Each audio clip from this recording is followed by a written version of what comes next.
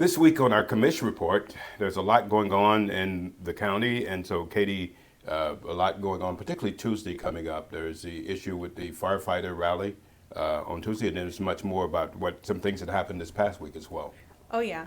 So there is a firefighter rally coming Thursday, February 6th at 11 o'clock. And from what I'm hearing, there's going to be some refreshments. And the first bunch of people that come, they'll get their own yellow firefighter shirt if they come and support the firefighters. And basically, what about a fire truck? I don't know. Boy, if it was a fire truck, I would have made sure that I was going to be there. So basically, what I'm hearing is that these firefighters are coming to rally for support, and also since the firefighter, the fire workshop was canceled, they wanted to make an opportunity available for the citizens to come and talk to them, and everybody kind of collaborate about what their concerns are, what their give a chance for the people to share their opinions as well. Right. And, I think it's going to be a really good event. I think that there's going to be a lot of people. Now, will we have some of our commissioners there outside of yourself? I don't know. Manager Abate, will he be there? Would he come out and speak at the rally? I can't imagine that'll Frank, happen. come on, come out and speak. Everybody would love to see you.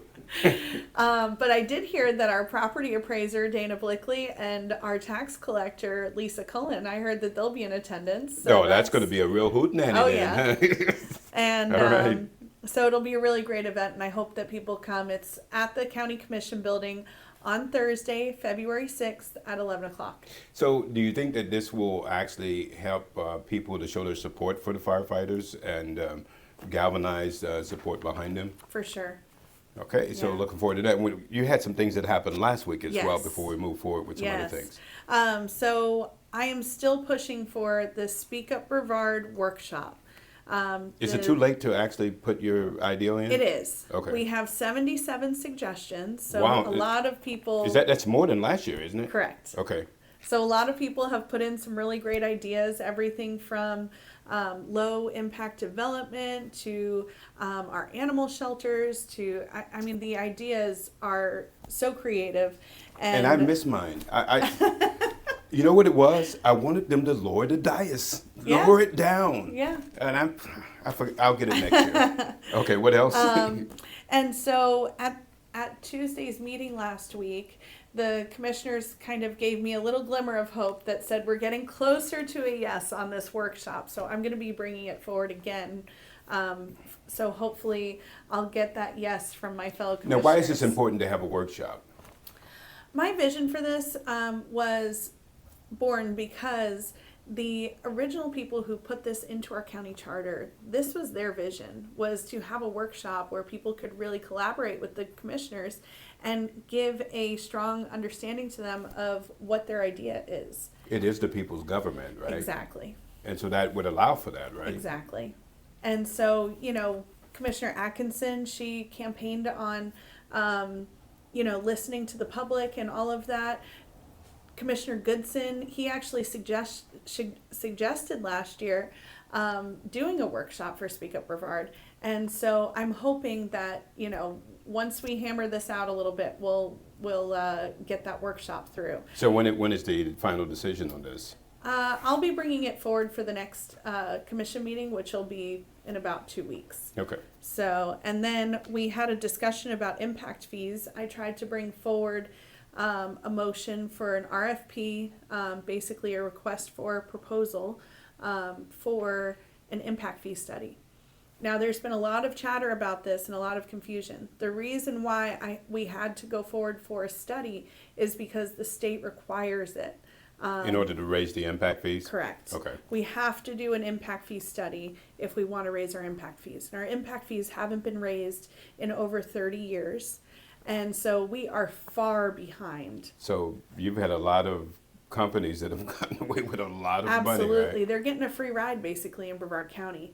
and they know it. It's far and wide. And so we need to be more comparable to the other counties around Is that a the state. correlation then with the problem with the firefighters? As far as Absolutely. the payment? Yeah, definitely, because right now we, the people, are bearing the burden of growth 100%, and it's not right. The developers and the people moving into our communities, they have got to contribute to the growth. It's why we're having capacity issues. It's why we can't fund, building a new fire station or, expanding our roads or, there's all these different things that we could be paying for. But unfortunately, because we haven't updated our impact fees in all this time, we need to use more general fund dollars to pay for those things. So is there any reason why it hasn't been raised? Because it's not politically popular, because many of our politicians have gotten contributions from developers, from special interest groups that don't want to pay these impact fees. But I'm sorry, it's the cost of doing business. Right. This should not be on the backs of the taxpayer.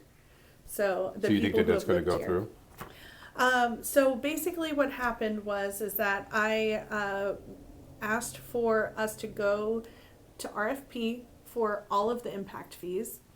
Unfortunately, I didn't get a second on that one. So I amended my motion to go to RFP for the fire and EMS impact fees. That I got a second on, and luckily that passed with a 3-2 vote with myself, Commissioner Altman, and Commissioner Feltner voted really? yes. Yeah. Interesting. And then Commissioner Atkinson and Commissioner Goodson voted no. Really? Correct. Interesting. Right. And so, there was some rumor that you can't update your impact fees, update the assessment, and update the MSTU all at the same time, and that's false. We absolutely can.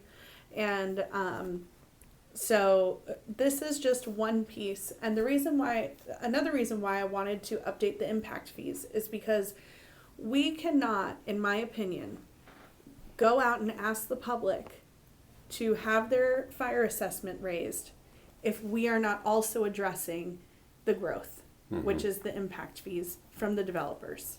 It is not right of us to expect our citizens to bear this burden alone. And so that's why I went for the impact fees first. And then we're going to have workshops for the budget coming up soon in February and March. And during that time, we're going to be talking about the fire assessment. So there's a multi-pronged plan here to get our firefighters funded. So that looks like there's a way forward. I hope so, as long as I get support. Yeah. Because unfortunately I can't make this decision on my own. I have to get buy-in from my other commissioners. Well, one of the ways that the public can show support is by showing up on Thursday. Absolutely. And showing the county commissioners and the county manager how much you are behind the firefighters. Again, we do not want a situation, and it can happen. I remember the fires that you were talking about here back years ago. It happened soon after we got here. We arrived in Florida, and so you don't want a shortage like that. Correct. No one really thinks about the firefighters until they're in a situation where they really need them. Right. When you have a fire so big that it's jumping I-95. Correct. And in our current state right now, Brevard County would be in big trouble. We wouldn't be able to bear that, right? I mean, we have Correct. a massive shortage. Right. And I think the last count, it was well over 100 firefighters we've lost since last January. Right. And it's why California got into the situation they got into. They defunded their fire department by $17 million. And the same thing systematically has been happening to Brevard for the past 10, 15, 20 years. And has anyone recognized that the problem in California, that was a contributing factor? I mean, I have, and it's been on the news. No one it's else? Been, I not that I have seen publicly spoken about, I haven't seen the other commissioners really speaking about that issue, but. Well, there's this issue called malfeasance, right? And I would urge the county commissioners, don't engage in this. I mean, you are engaging in malfeasance when you allow this county to get as dangerously low in firefighters as they're allowing it to be. What are you thinking? I mean, this doesn't make any sense to me. Am I wrong here? It's it's a very dangerous situation, in my opinion. You're very diplomatic, Katie. What else do you have on the agenda here? Another hot topic that went on during the last commission meeting is the Space Florida partnership with Brevard County to help them with their wastewater issue. And I know that a lot of citizens are very concerned about what this means for our wastewater plant on Merritt Island. And one thing that I will say is that what happened at the last commission meeting was simply the board voting yes on this letter that the utilities department put together that was giving a quote to Space Florida about how much they would need to contribute to this. But It hasn't been approved, though. so the letter was approved, Okay. but the deal has not been approved. Okay. So that's one thing I want to make very clear to people, that there has been no agreement, there has been no contract, and unless I see a ironclad contract that protects the residents of Brevard County, I won't be able to vote yes. What assurances would you have to have in order to vote yes? Personally, I would like to see that not only would they I would like to have Brevard County being the ones who choose who does the third-party testing Okay. of their waste, because that way we can ensure that their industrial waste is being treated properly. And what I would also like to see is not only do they need to cover the cost of building the expansion to this plant, but if there were an event that happened that industrial waste got into our plant, not only will they need to bring it back to its original state, but I believe that they should be penalized on top of that. So they would bear all of the cost of this, and it's not going to Correct. be passed along to the taxpayers. Correct. So that would make you feel at ease. That would. It About really it. would, because it's, the people should not be bearing, we're helping Space Florida. Mhm. So we should not have to have that risk. And it's, I don't believe it's too much to ask, especially since it would cost, I think that our utilities director said something around 600 or 700 million if they were to build their own plant. And the one for, So they're saving a lot of money. oh yes, hundreds of millions of dollars they're saving by Brevard County allowing them to tap. What would be the downside of it? We would be reaching capacity sooner. The potential of industrial waste ruining our plant. Those are big risks. But on the flip side of that, we want to be good partners with space. So if there's a way that we can make this work that's protecting the citizens of Brevard County and helping our partners in space, that would be a great thing. But for me, I'm the devil's in the details, right? But So I would have to see an ironclad contract. We're not space cadets. We don't want to Correct. just accept anything, right? Right. Okay. And what else is on tap coming up on the commission? So our next commission meeting isn't for another week and a half, and the agenda hasn't been put out yet for that. And we have a planning and zoning meeting coming up this Tuesday, which is the 4th of February, and I believe it's at 5 o'clock. Now, there was an issue with a development in which they were wanting to prune some of the trees like they did in Rockledge, and you actually attended to that. And Right. Can you give us an update on what happened with that? With Rockledge? Not with Rockledge, with In Sherwood. in Sherwood. Oh, you know what? I have to make a correction. The planning and zoning meeting is at 5 o'clock on the 6th, on Thursday. So the same day as the firefighter rally. Okay, just later. Yes, Okay. correct. So as far as the trees in Sherwood, right now they're not moving forward with taking out those trees on London Town Road. And what was why were they wanting to do this? So a citizen called in because a child tripped and fell on one of the sidewalks, and one of the oak trees that's in the right of way was making the sidewalk come up. And when the county staff went out to look at the road, there were many of the sidewalks were Buckling. disturbed by Okay. the oak trees, because that whole street is lined with oak trees. It's beautiful.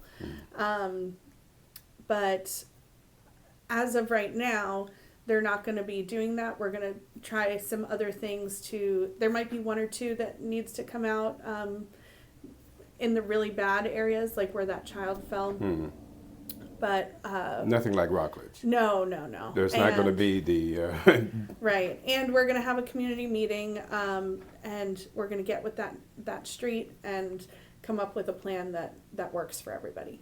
You know what? That's all that people ask. And so you Right. go over there and you're working with these people in this neighborhood to try to work that out. And Right, I mean, and that's all people are wanting from their politicians. Right. They're not being unreasonable, right? exactly. And the thing that I talked to county staff about was that, I know that my style of being a politician is new for them. So I know that this is a big change, but we're going to come out with a much better place and a much closer community with this type of representation, in my opinion. And it's the way that it ought to be. Thanks, Katie. I mean, we're just so thankful for having you on the county commission and bringing some reasonable sense to the commission. And that's the Commish Report for this week.